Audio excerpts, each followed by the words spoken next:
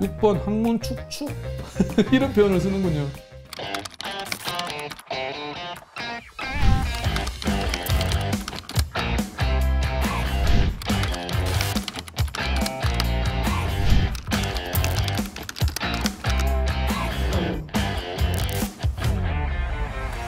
안녕하십니까. 엉덩이 대장과 함께하는 챗 GPT 시간입니다.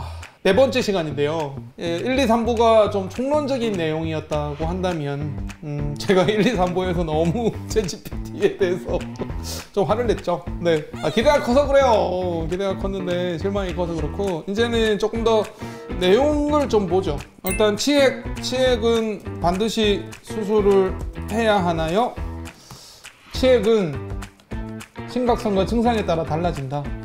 오케이. 일반적으로 치액은 수술을 해야 할 필요가 없는 경우가 많다. 오, 저하고 생각이 똑같네요. 대부분의 치액은 적절한 관리와 일상적인 변화로 증상을 완화시킬 수 있다. 네, 맞아요. 하지만 일부 심한 증상을 보이는 치액이나 만성적인 치액은 수술적인 치료가 필요할 수 있다.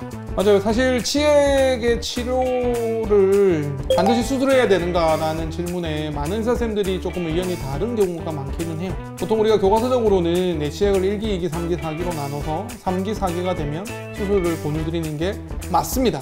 교과서적으로 맞습니다. 근데 저는 개인적으로는요, 이게 챗 GPT에서 얘기하는 것처럼 일반적으로는 수술을 권유드리지는 않아요. 그래서 의사들끼리 조금 의견이 다르다는 점을 먼저 말씀드리고요. 저는 두 가지 경우에는 수술을 권유드리거든요. 첫 번째는 합병증이 생긴 경우, 두 번째는 불편한 경우. 네. 그래서 뭐 3기, 4기임에도 불구하고 합병증이 없고 불편하지 않으면 뭐 꼭 수술을 저는 권유드리진 않고, 그냥 여기서 말하는 비수술적인 치료 옵션을 이제 추천을 드립니다. 한번 볼게요. 적절한 변비 관리. 변비 되게 중요해요. 치질은 변이 좀 딱딱하게 나오거나 힘들게 나오거나 화장실에서 너무 힘주거나 이런 습관이, 잘못된 배변 습관이 영향이 크거든요. 특히나 화장실에서 막 10분 이상 앉아있는 습관이 제일 안 좋고요. 핸드폰 보는 습관. 옛날에는 제가 신문 보지 말라고 그랬는데 요즘에는 화장실에서 핸드폰 보시는 분이 훨씬 더 많으시니까 그런 게 중요하겠고, 2번은 좀 이상한데요. 항히스타민제와 항염증제. 항히스타민제는 치액이 있다고 꼭 드셔야 되는 건 아니고요. 치액 때문에 너무너무 간지러운 경우, 많이 간지러운 경우에는 항히스타민제가 도움이 되는데 일반적으로는 필요하지는 않습니다. 항염증제도 염증이 없으면 안 드셔도 돼요.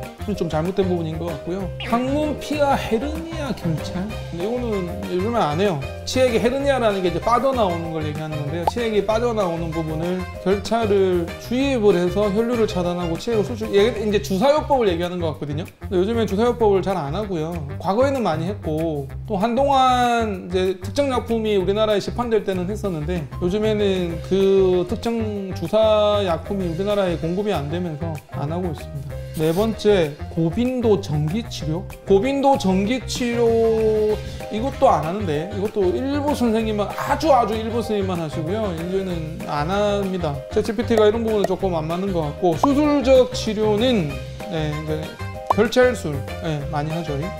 이 결찰술은 또 요즘 많이 안 합니다. 스테이플, 두 번째가 스테이플링인데 이거는 PPH를 얘기하는 것 같은데요.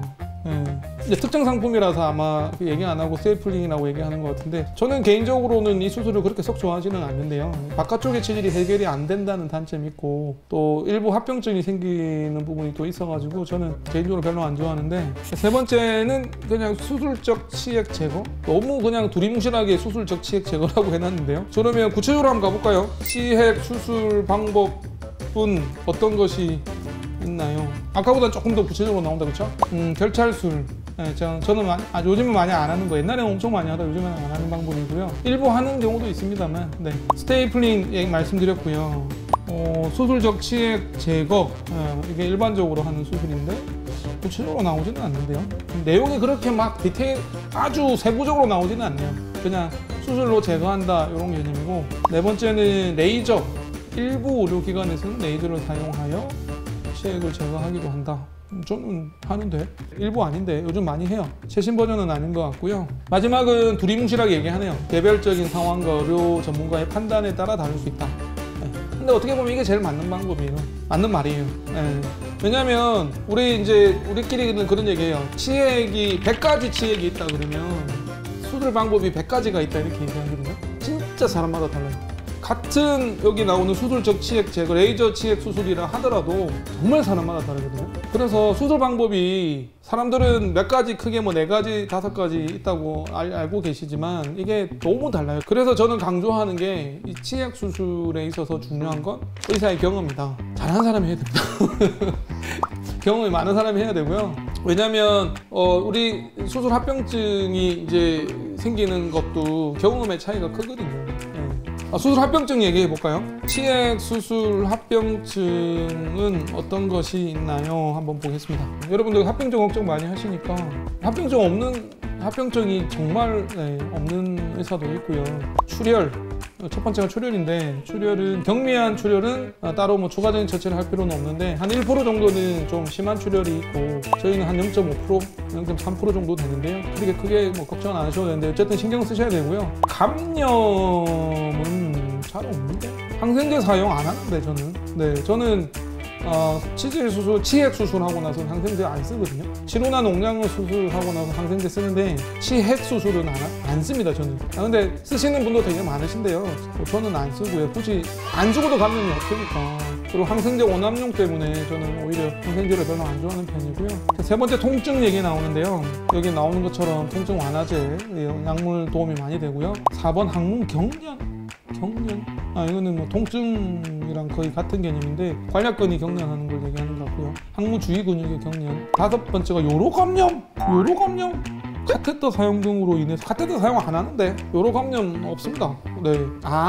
그거 척추 마취 해가지고 소변이 안 나와서 이제 소변줄을 꽂아서 소변을 봐야 되는 일이 생기거든요. 그러면은 요로감염이 생길 수 있지만, 저희는 미추마취로, 장편외과는 미추마취로 하는데, 미추마취는 척추마취 합병증인 소변이 안 나오는 일이 없어요. 그래서 미추마취로 하면 소변줄을 꽂을 일이 없거든요. 그래서 요로감염은 전혀 걱정 안 하셔도 되고요. 6번 항문 축축 이런 표현을 쓰는군요. 항문이 축축하게 뭐 진물 때문에 그럴 수는 있는데, 이게 치액의 재발이나 새로운 치액의 형성을 초래하지 않습니다. 이건 잘못된 정보예요. 오해 안 하셨으면 좋겠고, 소변 및 대변 문제인데요.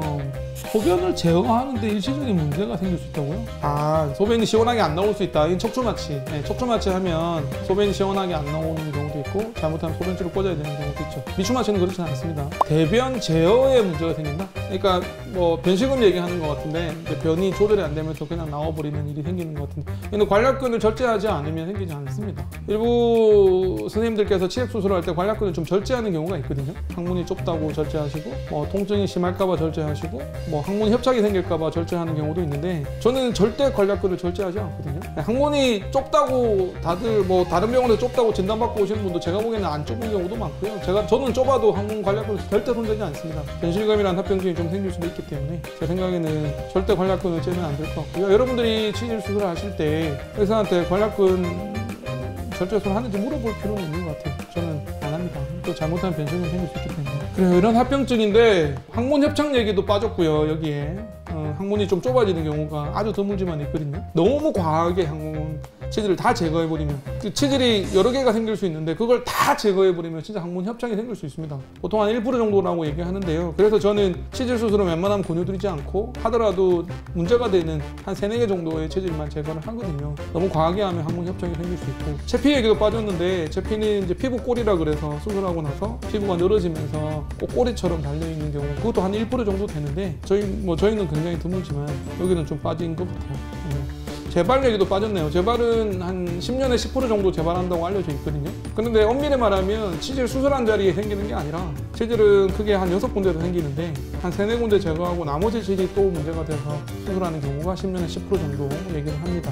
엄밀히 말하면 재발은 아니지만 다시 치질 때문에 고생하는 경우가 생길 수 있죠. 자, 마지막으로는 치핵 관리법 물어볼까요? 변비 관리, 아까 말씀드렸지만 10분 이상 화장실에서 앉아 계시면, 오랫동안 앉아 계시면 안 되고요.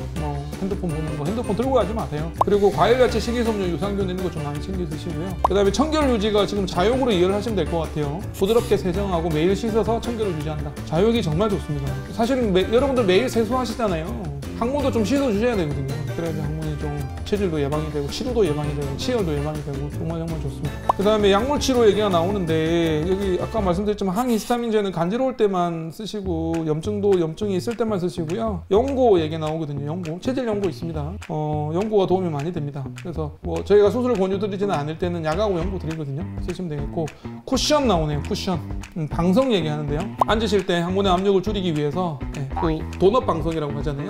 그래서 가운데가 조금 이렇게 패여 있어서 앉았을 때 압력이 좀 분산되는 쿠션 사용 추천드립니다. 아, 이거 5번에 나오네요. 근데 번역이 시츠 화장이야. 화장은 아닌데 자욕인데요. 자욕. 시츠베스라고 하는데 그거는 지금 따뜻한 물에 엉덩이 담는 자욕이거든요. 번역에 조금 문제가 있습니다만 도움이 완전 되고요. 자욕은 한번 하실 때 한 3분에서 5분 정도만 하시고 따뜻한 물에 하시고요. 뜨거우면 화상 입으니까 한 37도에서 40도 정도 됩니다. 손을 넣었을 때 따뜻하다고 느낌이 오는 온수에 맹물에 하세요. 막 이것저것 타지 마시고 소독약 타지 마시고 소금 타지 마시고 맹물에 미지근한 물에 한 3분에서 5분 정도만 하시면 돼요. 의사들마다 자욕 시간이 되게 달라요. 뭐 10분 하라고 하는 분도 심지어 30분 얘기하시는 분도 계신데 저는 개인적으로 한 3분에서 5분만 해도 충분하다. 횟수도 의사들마다 의견이 되게 다른데 하루에 한 3번에서 5번을 추천드리지만 아침 저녁으로만 하셔도 시간이 안 되시는 분들은 충분하다고 생각을 합니다. 자, 6번째 신체 활동 유지. 좀 움직이셔야 돼요. 좋아요. 운동, 걷기, 요가 이런 거 좋고요. 수영도 좋아요. 수영도 좋고 산책 추천드리고요. 그 다음에 7번째가 적절한 체중 유지. 비만은 만병의 근원이기도 하고 치료도 연관이 있고 치액도 연관이 있죠. 그리고 저는 과음 얘기하거든요. 지금 과음이 빠졌는데 술을 많이 드시는 게 체질을 악화시키는 주요 원인입니다. 대부분 피곤하고 술 많이 드신 상태에서 갑자기 체질이 악화돼서 오시는 경우가 많거든요. 제가 지금 4부에서 계속 체질을 검색할 때 혈전 얘기를 안 하는데 지금 혈전이라는 게 피가 뭉쳐가지고 이게 딱딱해지면서 체질이 악화되는 체질 합병증인데요. 대부분 과음하신 다음날 갑자기 심해져서 오시는 경우가 많거든요. 내일 월요일인데 내일 아마 또 혈전으로 엄청 오실 거예요. 왜냐하면 주말에 과음하시고 피곤하시고 혈전 생겨서 오시는 분이 되게 많거든요. 제가 얘기하고 싶은 건 뭐냐면 치약 관리에서 제일 중요한 건 너무 과음하지 않는다. 그리고 너무 무리하지 않는다는 거예요. 되게 피곤하고 컨디션 안 좋으면 체질이 악화되는 경우가 있고요. 특히 수험생들이라든가 계속 앉아서 하시는 또는 계속 서서 일하시는 분들도 직업병처럼 치액이 많아요. 그래서 그 얘기도 되게 좀 빠졌는데 너무 오랫동안 서서 일하시는 분들은 중간에 앉아서 조금 쉬어주시고 너무 오랫동안 앉아서 일하시는 분들은 좀 중간에 서서 움직여주시는 그런 것도 예방에 굉장히 관리에 되게 중요한 것 같습니다. 어쨌든 요점 정리하면 치약 관리는 배변 습관 조정하셔야 되고요. 변 안 딱딱하게 식단 관리하셔야 되고 제일 중요한 건 자욕이거든요. 자욕 많이 하시고 그다음에 과음하거나 무리하지 마시고 방석 같은 거 좋고 오랜 시간 동안 같은 자세로 있는 분들은 좀 한 번씩 스트레칭 해주고 하는 게 관리하게 되겠습니다. 좋습니다. 챗GPT가 또 좋은 얘기도 많기는 해요. 여러분들이 챗GPT로 치액, 가로열, 헤모로이드 이렇게 이제 검색을 한다는 건 여러분들이 그만큼 질환에 대한 관심을 가진다는 거고 챗GPT가 아까 1, 2, 3부에서는 제가 좀 부정적으로 말씀을 드렸습니다만 정확하게 질문을 하니까 또 내용들이 한 80% 정도는 좀 맞는 것 같거든요. 잘 선별하시고 그리고 마지막으로 강조드리고 싶은 건 꼭 전문가하고 상의하셔서 진찰을 한 번쯤 해보시고요. 그리고 전문가한테 조언을 받는 게 더 좋지 않을까 싶습니다. 오늘은 치액에 대해서 챗GPT를 통해서 말씀드렸습니다. 고맙습니다.